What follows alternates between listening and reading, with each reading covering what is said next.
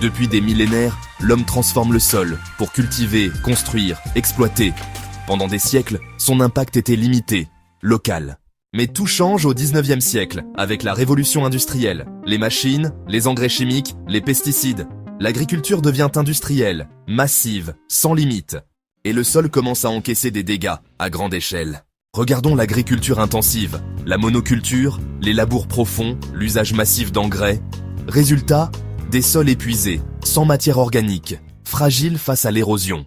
Dans les années 30, aux États-Unis, des millions d'hectares de terre ont été surexploités par des migrants attirés par l'euphorie agricole. La monoculture intensive du blé, combinée à une sécheresse historique, a laissé les sols nus et fragiles. Le vent a transformé ces terres en déserts de poussière, provoquant des tempêtes géantes, ruinant des familles et déplaçant des milliers de personnes. C'est le Dust Bowl. Face à cette catastrophe, le président Franklin D. Roosevelt a déclaré « Une nation qui détruit son sol se détruit elle-même ». Une phrase choc, devenue symbole des politiques de conservation des sols aux États-Unis. Mais des décennies plus tard, sous Trump, on voit ressurgir l'exploitation intensive, avec le gaz de schiste et ses forages qui épuisent et polluent les sols. Comme si l'histoire avait la mémoire courte. Mais l'homme n'a pas seulement épuisé, il a aussi pollué. Dans les années 50, au Japon, le scandale de Minamata. Des usines rejettent des métaux lourds directement dans les sols et les eaux.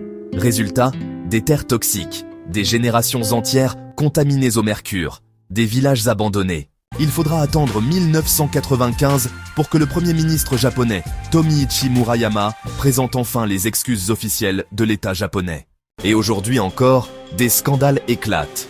En Afrique, certaines plantations industrielles déforestent, polluent les sols aux pesticides. En Côte d'Ivoire, en 2024, un accident industriel a contaminé le fleuve Cavally au cyanure, empoisonnant les sols et les habitants. En Zambie, en 2025, un déversement d'acide a ravagé la rivière Kafoué, détruisant les cultures et ruinant des milliers d'agriculteurs. Mais l'Afrique n'est pas seule. En Asie centrale, le lac d'Aral, autrefois l'un des plus grands lacs du monde, a été sacrifié par la culture intensive du coton. Résultat, des millions d'hectares transformés en déserts salés et des sols définitivement perdus. Ces histoires montrent à quel point les sols sont vulnérables et que l'impact humain peut être profond, parfois irréversible. Mais là où le sol a été détruit, d'autres territoires montrent qu'il est possible de changer nos pratiques. Rotation des cultures, compostage, agroforesterie. Des solutions existent pour régénérer les sols et éviter d'ajouter de nouvelles cicatrices à la planète.